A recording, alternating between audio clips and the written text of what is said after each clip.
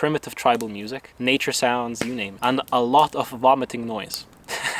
Disgusting. I still, each time I think of it, I like shiver. It's just not good. Why I was afraid of taking psychedelics. So also I had panic attacks before from smoking marijuana. I just can't help but smile just thinking about that trip. It was really good. It was some kind of realization that made me accept death.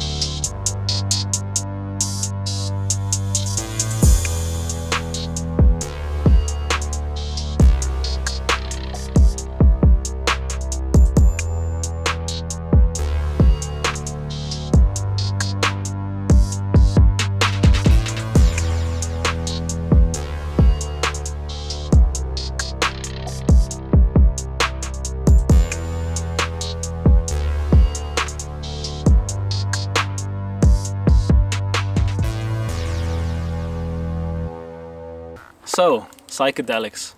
What do I think of them? Well, I've done psychedelics 3 times in my lifetime, so I will dedicate 5 minutes for each time I've done psychedelics on this video. I've taken a different psychedelic for each time I've had a trip. Now, before I get into any details, I want to put a disclaimer out there that I do not recommend taking psychedelics for anybody who is under the age of 18, has a fully developed mind, and for someone who is not sure of their mental capabilities, of how their mind works, of someone who is unable to control their mind, and maybe someone who has a inflated ego, I feel like you need to prioritize different things in your life before you take psychedelics, because psychedelics can take us to some dark places. They can diminish our egos or completely destroy them sometimes. So this would destroy the person, and that's why it is quite dangerous, and you have to take caution for each time you consider doing something like that. So let's get into it. This video is purely individual. This is only my experiences of psychedelics, so this does not mean that you will have the same trip that I did. Each trip is purely individual, and if I was to take the same psychedelic another time, it would teach me different things. Now, let's get into my first trip, which was ayahuasca. Ayahuasca.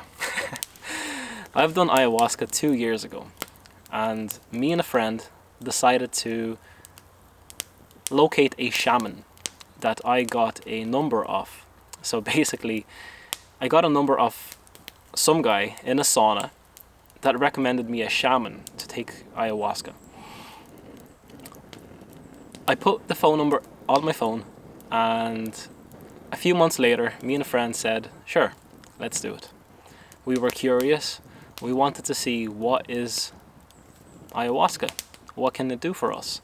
We were really anxious before going into the trip. We were really anxious before meeting the people. We had to drive maybe an hour to get to an undisclosed location to meet up with the shaman and the rest of the people that would be taking ayahuasca. This was all to be had in the mountains in Ireland. So, yeah, we arrived there with my friend, and all the other people are standing there in the parking lot. And they're really nice. All of the people were really friendly. They were of all ages, ranging from 16 all the way up till around maybe 70. There was around 12 people in total, including us. And we met the shaman. He was a very nice guy, a very polite and well-composed individual. From the first impression, it was someone that you can trust. And we all sat in our cars, long story short. We drove to the second location where we were to take the ayahuasca and where we were to stay for 2 days. We were going to be staying in a yurt. If you don't know what a yurt is, it's basically large circular tent. It definitely can hold 12 people. So we arrive, and the location is absolutely beautiful. The location was full of greenery, much more than this. We talked to the people, everyone is nice. There's all types of different characters, and some people were quiet and some people were quite extroverted, to say the least. The whole vibe changed, because before going into the trip, well, before going into even meeting the people, we were really anxious, me and my friend. And after a few minutes of meeting the people and talking with them, that anxiety disappeared. At least it did for me. Let's fast forward a few hours. We all take ayahuasca. We're all sitting in a circle. Well, we all have our tents. We all have our sleeping bags. We're all in a circle, and we're in this tent. And it's basically like a ceremony. Everything was done very professionally. We drank the ayahuasca after a few hours of ceremony. It's all done very legitimately. It's done in a way that you can trust it. It's done in a way that you know that the shaman was legit. It's not some phony shaman that's like been practicing for half a year. You know that this guy is the real deal. The way they compose themselves, it was 3 people leading the ceremony, and we all drink the ayahuasca. What follows is around 3 hours of loud music of all types, primitive tribal music, nature sounds, you name it. And a lot of vomiting noise. I drank the ayahuasca 3 hours ago. I probably got the effect an hour in. Some people really need to go to the toilet for a number 2, and some people vomit. Well, I needed to go for a number 2. Quite often, to say the least. I probably went around 7 times. I went into the woods, I went into the a part of a forest, and literally went number 2. 7 times in a matter of maybe an hour and a half. This is the way that our body cleanses, or so they say. Our body is purging. And then most of the people were throwing up, which was, to be honest, while you're under the influence of ayahuasca, which I didn't really feel that much, it was mild to say the least. You don't really care about people vomiting, you don't really care about any of that. It's just noise, and you just take it as part of nature. And one thing it did was connect you with nature from the very start. It grounds you. Oh, forgot to mention, we all took this very disgusting sniffing liquid tobacco up our noses, which was, so like he pours some liquid tobacco, it's like black tar looking stuff, and you literally go like this into your nose. It's disgusting. Like, I get the shivers thinking about it now. But what it did was ground you, and it alleviated anxiety. For the first time, I found it hard to let go. I was holding on to my ego, I was holding on to my sanity, and I didn't let the medicine, which was ayahuasca, take effect. I think it was my stubbornness that didn't let it take effect, or maybe the dose was just too small. Fast forward, next day, we all sit in a circle, we talk about our experiences. It's all a lovely time. We all had way different experiences. Everyone had a blast. Some people didn't feel something like myself. And then we all went to this waterfall place and we took a swim in the river. It was amazing. All 12 of us, like the 70-year-old guy, he was also taking a swim. It was all really nice. Very wholesome. Before that, we also had like porridge with loads of fruit. It was brilliant. And before the ayahuasca experience, we also had to fast for like a couple of days, which meant we just basically couldn't eat anything that was bad for us. Which, how do you interpret? We all see different things as bad for us. But still, we went to this place, we went for a swim, came back to the original yurt place in the tent. Fast forward a couple of hours, we had a fire, a lot bigger than this one, which was already out, and we all threw pine cones, making like wishes and stuff into the fire, and it was a really nice experience. Fast forward a couple of hours again, back into the tent, taking ayahuasca for a second time. Again, the same ceremony, again tobacco blown in our faces by like a big pipe, and the amount of tobacco consumed that day was probably too much. Yeah. Second time the trip was stronger.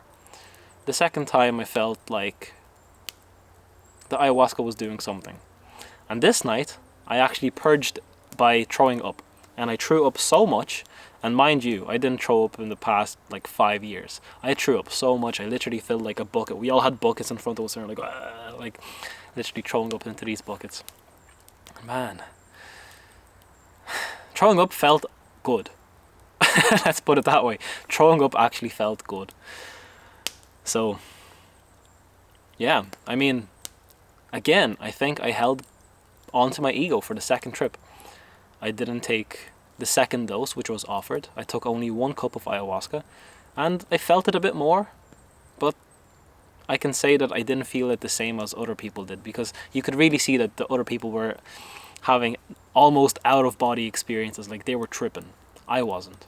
And then again, some people took 1 cup and they were tripping, but I wasn't. So maybe my, grip on my ego was so strong that I wasn't going to let anything control my mind. So anyways, the experience was a very wholesome experience. My friend loved it. He basically said that it changed his life, so I'm very happy for him. And for me, it also changed my life, because I feel like I sort of learned to let go. I learned how to surrender myself to something that is going to affect my mind and basically maybe make me lose control, which was a very tough thing to accept. So taking this first step of letting something potentially make me lose control was a big step for me. So I kind of learned to surrender, even though I didn't. So that was ayahuasca. I spoke for way longer than 5 minutes. And the fire is out. Let's hope that flies do not kill me or bite me to death. Second time psychedelics was in Amsterdam, done in a legal setting. So we had this nice boat. It was me and 3 friends. We had this nice boat on the river, and it was a beautiful location. We had like a lot of truffles, which we did 2 nights in a row. We had a lot of truffles. It's like little boxes that you buy in a shop in Amsterdam. So we bought loads of them, and for the first night I had maybe half a box of those truffles, because again, I'm quite apprehensive of taking too much, or I'm still afraid. I'm still afraid of losing control. It's something that I struggle with in life. Well, I used to struggle in life. I'll get to this later. But I have an attachment style. I have an attachment style called, what is it called again? It's called avoidant. I have an avoidant attachment style, which makes me just basically not want to give up control. Always want to be in control. Like, this is what basically too young of an age, which again I do not recommend. So probably that contributed to being unable to give up control because of those panic attacks. I was afraid of panic attacks. Once you have panic attacks, you know what I mean. You're afraid of doing anything that would affect your mind. But anyways, Amsterdam, brilliant. First day, psychedelics. I feel like it was a warm-up for what was about to come. I didn't really feel too much. I was happy. I was a bit buzzed. I took a half a box of truffles. The rest of my friends took more. They were happy. They were tripping. I kind of wasn't. I was happy for them. I was just talking to them. I always just basically equal out to the energy that my friends or anyone around me gives off. So if someone's having fun, I'm having fun. That's how it goes. So I was having fun, and Amsterdam was great, to say the least. But then again, the second day came around, and I decided to up the dose. I decided to say, you know what, I'll take the whole box. I decided to take the whole box of those truffles. So I take the whole box of truffles. An hour passes, and I get this really strong body high. It's like I'm not seeing visuals, I'm not seeing anything changing, but I get this really strong body high, and I instantly get so much wisdom downloaded into my brain from nowhere. I don't even know where it came. Laughing so much, and then there was periods of wisdom. There was periods of like moments where you realize so many things in life. You realize that it's just everything is much more simple than we make it out to be. That everything is, that we're here temporarily and that we should enjoy the moment while we're here. It was a beautiful setting, just sitting in that boat, laughing with friends. We had like National Geographic on the television, and I know you should do like these things outside, like in a place like this. It would be perfect, but to be honest, the setting that we created was pretty much almost ideal. National Geographic or whatever, the David Attenborough on the television, some kind of Planet Earth show. Brilliant. Brilliant. It was the sounds of like nature, birds singing, just David Attenborough's voice so soothing. And then we played like this ayahuasca music that, like, you can see this playlist on Spotify if you just type in ayahuasca music. And just playing those tribal songs to the TV pictures that like basically I don't know what the show was called. It's David Attenborough, National Geographic or something like that. Planet Earth. You've seen like lions and stuff, animals, primal things, nature. I started tripping and seeing visuals around hour 4 into the trip. Like when I was looking at the screen, things were blending in. And you know what? I actually didn't get scared. At times I was like, okay, like I can feel something that I've never felt before. But like, I learned how to surrender properly. This was my biggest achievement, was learning to surrender properly. The second time I've done mushrooms in Amsterdam, or truffles, whatever, they're the same thing, kind of. I learned how to surrender, and for me that was a big step. For someone who has an avoidant attachment style, it basically cured it. I'm not even joking. After that trip, I was not afraid of flying in airplanes. Before then, I would have been terrified to just fly in a plane. I just couldn't give someone that control over me. Just feeling so vulnerable. But after that trip, I lost so much anxiety. My anxiety literally dropped by 50%. I was already pretty good with not being anxious, but man, that trip really, really set me straight. And having no anxiety, if you can relate, is a blessing. It's something that I definitely do not take for granted. Every single day I'm grateful for having my anxiety in check.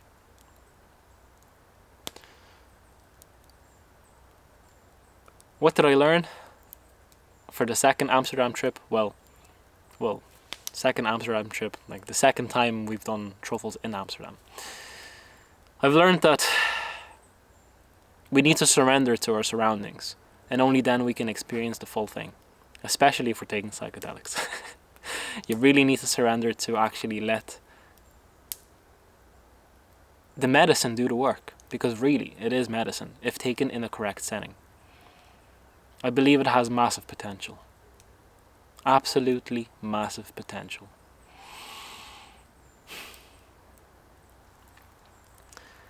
Obviously, I'm forgetting so many things about the ayahuasca trip and the Amsterdam trips.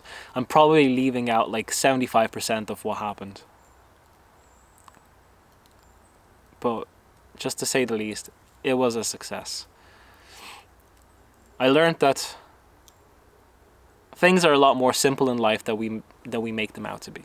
We always think that before we do something that it will be more difficult, that we will like have to put in so much work into something. But in reality, like, what's life without work? Like, we should enjoy work because it's a process of life. Like, that was pretty much the vibe of the trip. It was just like realizing that working hard and just putting in the work is worth it each time. And that it's not that hard putting in the work. Do you know what I mean? That we have a notion in our heads that it's going to be more difficult than it actually is. Maybe it's just me. Again, each thing that I say is purely individual. Like this forest. We all view this forest differently. If you're a painter, you will see this forest and you'll want to paint it. If you're a lumberjack, you'll want to cut it down. And if you're an architect, you'll want to build a house from these trees. If you're a poet, you'll find some romanticism in these trees. I don't know. I'm not a poet. Kind of. So, on to the last time I've done psychedelics. Now, the last time I've done psychedelics was in Ireland. A month prior to the trip, I was out picking Liberty Cap mushrooms almost every week. And I've collected quite a bit of the mushrooms, which then I made honey with. I mixed it with honey to make blue honey. And the blue honey is basically honey infused with magic mushrooms, which you firstly dried, blend it up, mix with the honey. You got blue honey infused with mushrooms. So went to a friend's house, and he lived quite close by. And we tried to set up a similar vibe, a similar atmosphere to how we did it in Amsterdam, in the boat. We put on ayahuasca music again, the playlist. We put on a David Attenborough show on the television. I made the tea with honey. So basically I made tea, chamomile and some other herbs. And I put in, like, I don't know, a lot of honey into the tea. I dispersed it evenly amongst 4 of us. And we all drank it. 15 minutes later, I was tripping balls. 15 minutes later, I experienced something that I've never experienced before. They were so strong that again, it was the first time I'm properly seeing visuals. Like, I am seeing things move everywhere. Everything is moving. The walls are breathing. People's faces are twirling. It's just mad. But I'm so grateful for that second time in Amsterdam that I did mushrooms, that I learned how to surrender. That this time wasn't that difficult for me, because I feel like I would have been scared shitless. Just from what was happening in my mind. I seen so many different things just changing and twirling colors, and it was overwhelming to say the least. And I feel like everyone was on the same page, except from one friend. He wasn't feeling it that much, but the 3 of us, though, we were feeling it so much. It was overwhelming for all of us.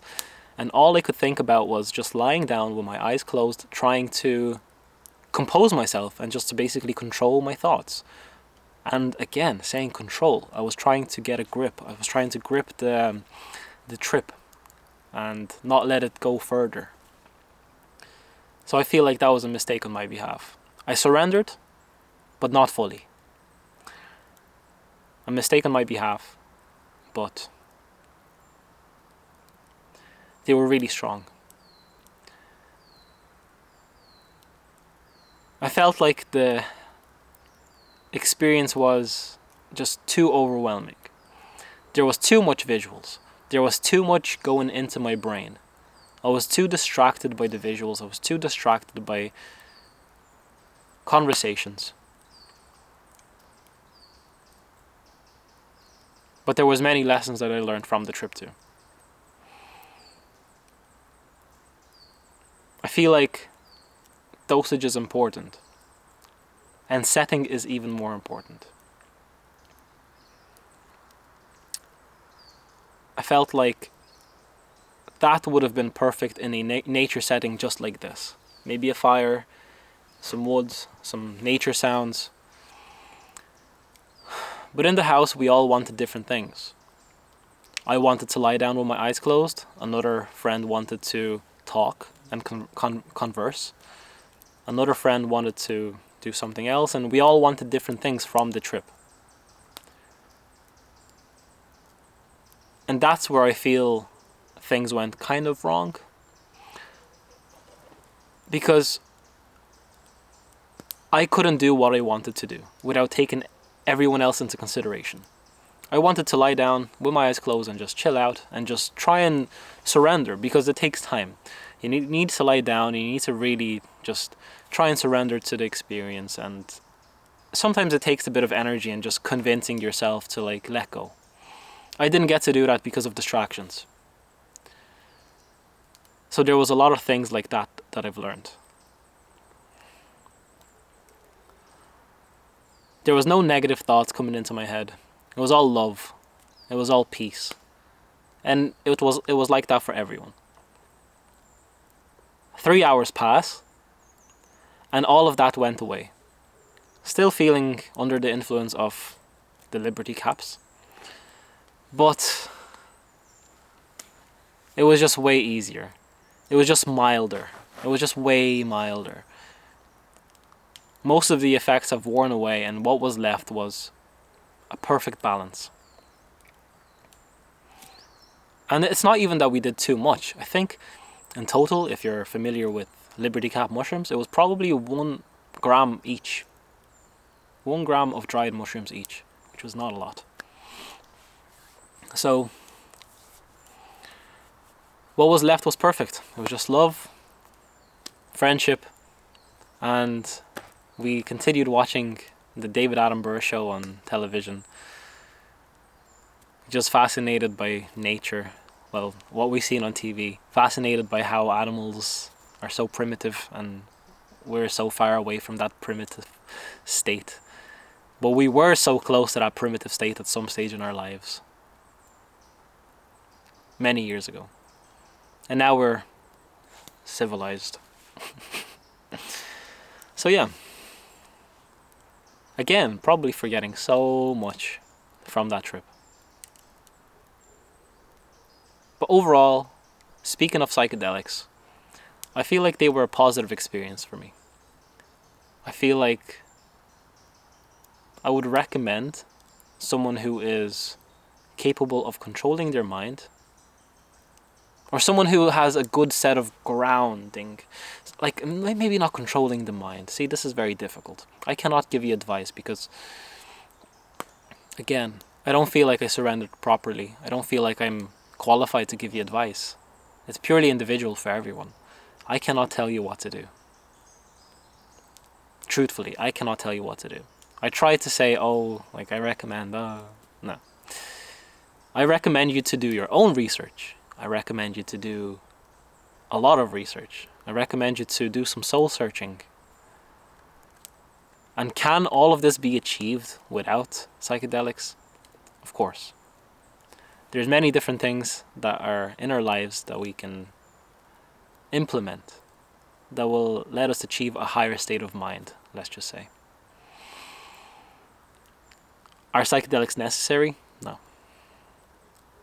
Is the world how it is because a lot of people took psychedelics and their creations were a product of psychedelic taking? Probably, yeah. Most definitely.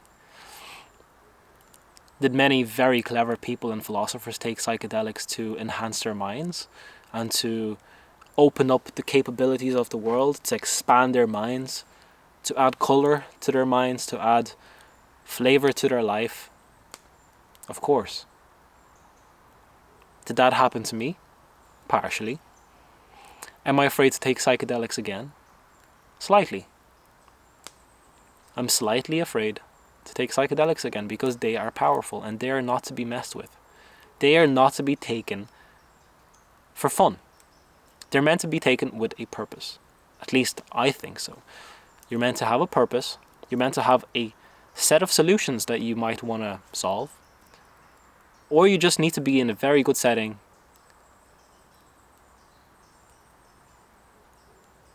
where you can learn things from that setting. And I feel nature is the perfect setting where you can learn things from, because nature is everything, and nature is our biggest teacher. There's no better teacher than nature. And we are part of nature. This is nature. It's our greatest teacher. So, psychedelics, yeah. Slightly afraid to do them again. And probably won't for another few years, at least. The last time I've done them was maybe over a year ago. And do I have cravings to do it again? No, not at all. Does it kick your ass in a little bit? Like in a slight way? Yeah, the last time I've done them, it kicked my ass. Am I grateful for it kicking my ass? Of course. I'm very grateful for it kicking my ass. It humbled me. It taught me many different things about myself. It taught me many, many things about myself, to be honest with you.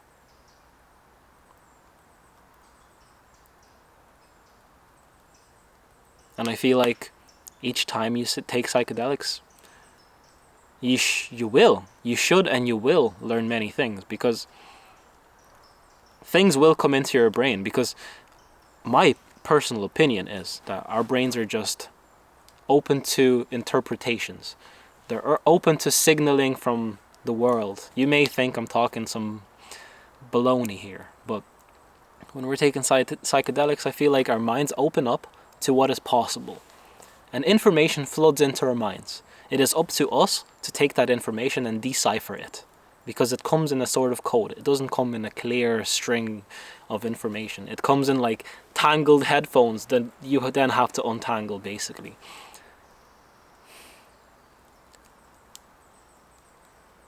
And then you do whatever you want with this information, whether you want to forget it or you want to integrate it into your life, and that's the proper way to do it. If you are satisfied with the information you got, sometimes you won't be satisfied with the information you get, because I believe people that sometimes take psychedelics, they learn some harsh things about themselves, especially if they have a lot of bad habits. And if they're living life in a bad way, it kicks their ass even more. It basically shows them that what they're doing is not right and that they should change. And for some people, that's very difficult to accept. And then some people have a very high sense of ego. You probably know of this guy, YouTuber, Connor Murphy. Connor Murphy did ayahuasca or some kind of psychedelic every single day. He basically lost his mind for a little bit. He went bananas. He had a big sense of ego. You can tell by his older videos, like, you know, always shirtless, always like just very vain, full of himself. And psychedelics kicked his ass to the point where he was just insane for 2 years maybe. He was insane. Literally eating his own feces on camera, or like, I don't know, whatever. Pretty bad. So for some people, psychedelics can really kick their asses, but it can also kick your ass in a good way. But it's for you to intercept it. It's for you to rephrase it. It's for you to do the soul searching afterwards, because there's a lot of work to do after a psychedelic trip. There's a lot of work you need to do. A little tip: if you're doing psychedelics, keep a journal. Keep some kind of notepad and a pen where you can write down what thoughts come in, so you don't forget them later on, and write them down well so you can actually make sense of them. Don't just say like, oh, tripping balls here. You know, say something proper, and you will be capable of saying something proper. Don't get distracted by the trip. The trip can distract you. It can show you visuals. It can give you pretty colors, which you will enjoy. But there's more to learn to the trip than just pretty colors and, you know, 4D shapes, whatever that is. So, a bit of a different video for today. I felt like I needed to share my psychedelics experience because it was a big part of my life. It was a big part of my ego being somewhat diminished. A big part of my anxiety being lost. A big part of me being able to surrender and healing my attachment style, which was avoidant.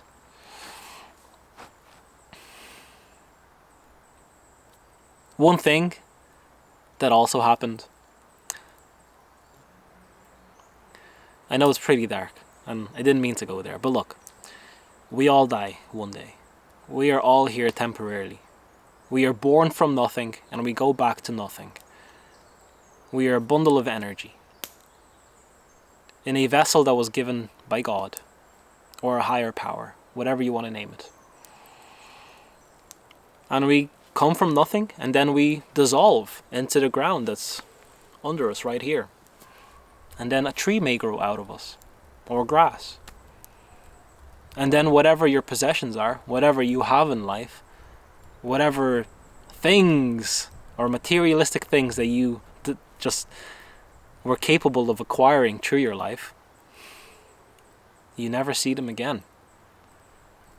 All that's left, hopefully, is memories, things that you've done in life, achievements, and the positive energy that you've been able to spread.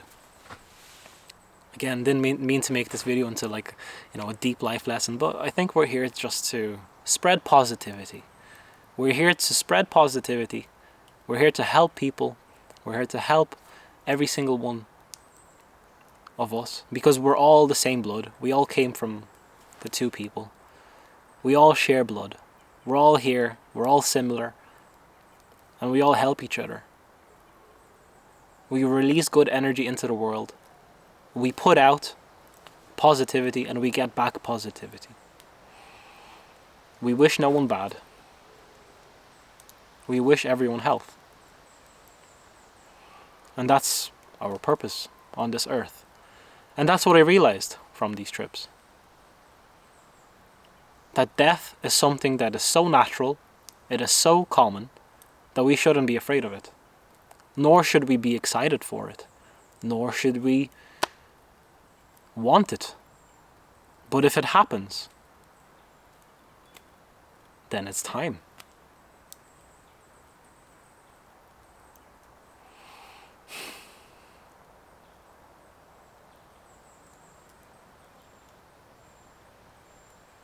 So really, the most important thing to do in life is work on ourselves, to gain knowledge, to gain wisdom, to pass on that wisdom to people that we care for, to pass on that wisdom to our children, our offsprings.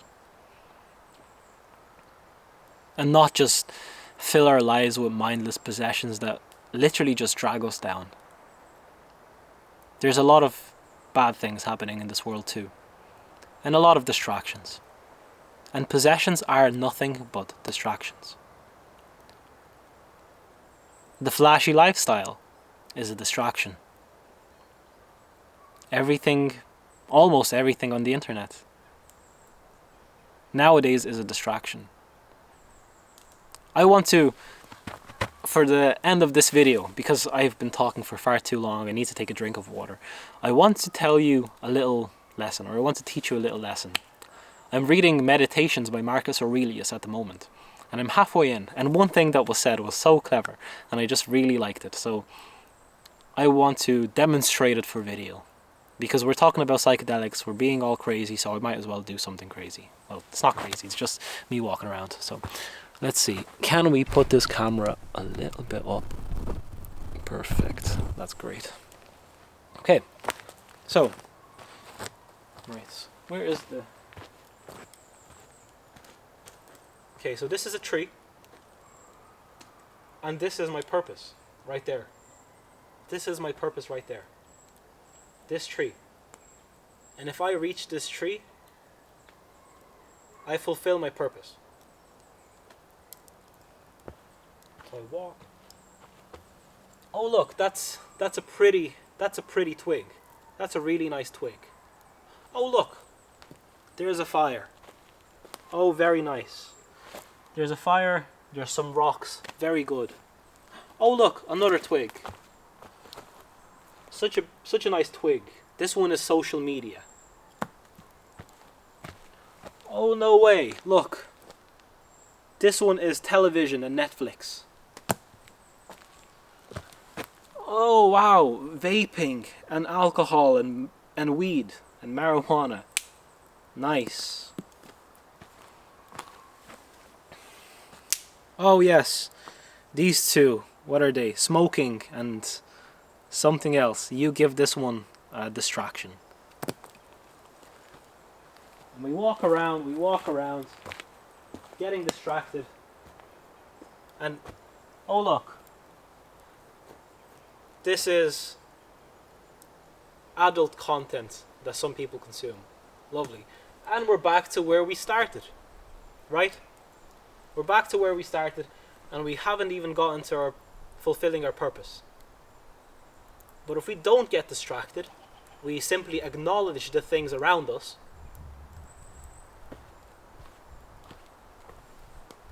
Oh look,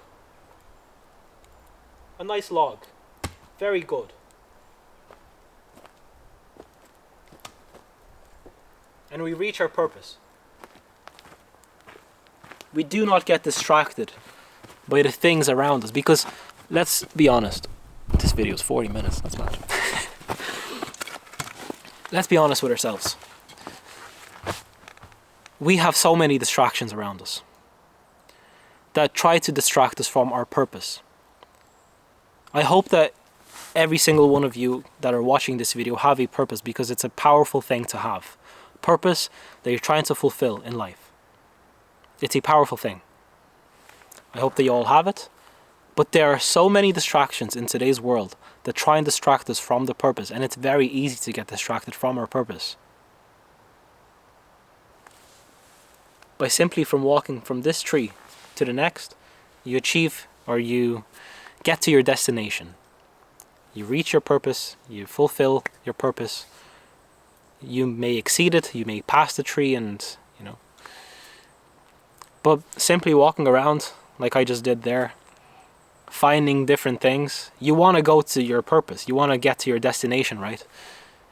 But there's just too many distractions. There's just twigs everywhere. And we stop and we look at the twigs, and then we look at them for far too long. And before we know it, we already have forgotten what our intention was, what our purpose was. We forget. We forget what we set out to do, and we get distracted. Simply just get distracted. And we do it over and over and over again. Distractions after distraction. And we never reach our purpose. And sometimes it takes us our whole lifetimes to never achieve our purpose. Because there's simply just too many distractions. And for each person, there's a different distraction that they just go towards. Or that they feel is, good for them, which isn't. A distraction is not good for you. Everything that distracts you from your current purpose is bad for you. Even though it may be a good thing, it's still a bad thing, because it's distracting you from your purpose.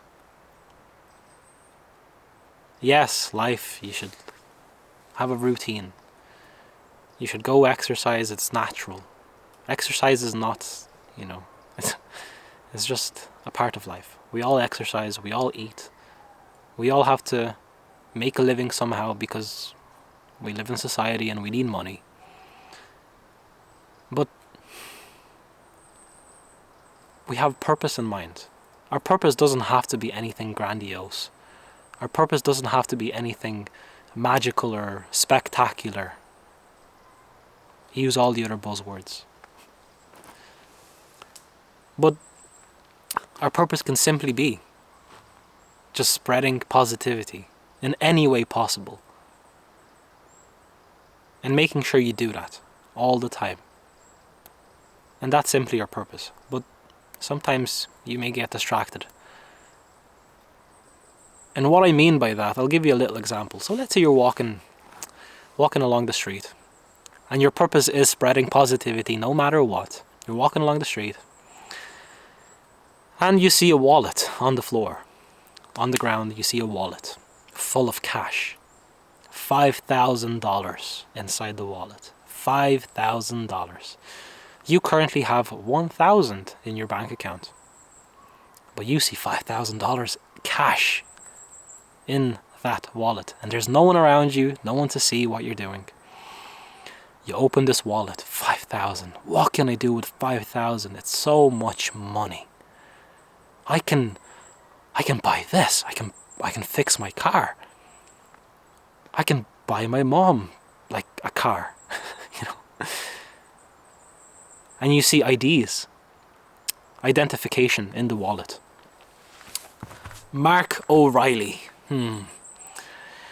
Well, Mark, I guess it's your unlucky day, because I'm putting the wallet in my back pocket and walking away. And you never bother to reach out to Mark O'Reilly. Or maybe you do. Maybe you take out the 5,000, put it in your back pocket, and then you ring Mark O'Reilly and you say, well, Mark, I found your profile on Facebook and I decided to give you your wallet back. But unfortunately, there was no money inside the wallet when I found it. Oh, thank you so much for giving me my wallet back. You're so good. It's so unfortunate that I had no money left in this wallet, but thank you for giving it back. And you walk home and you feel like a piece of shit. The $5,000 in your back pocket will haunt you for the rest of your life. You will feel like a piece of shit for the rest of your life for taking this money and not giving it back. And Mark O'Reilly, maybe he was struggling. Maybe that was his down payment for a mortgage.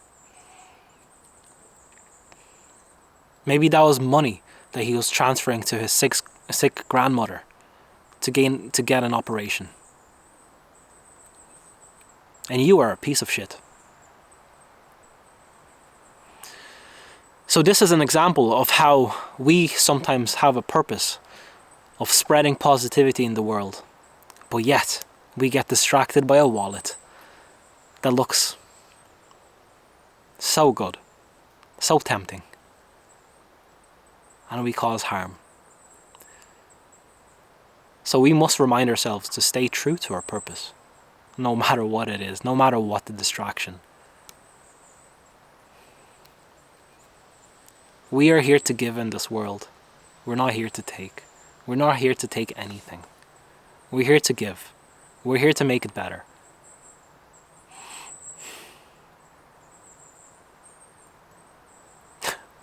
I just laughed to myself because this video turned into like a life rant when it was like a psychedelic video where I said I will put like 5 minutes towards each psychedelic that I took. I'm just not that kind of guy that can just get to the point. Anyways, I feel like this is it for this video. Overall, psychedelics are good for me. Take caution, and thanks for watching this video. Be safe, and stay true to your purpose. Don't get distracted. Peace.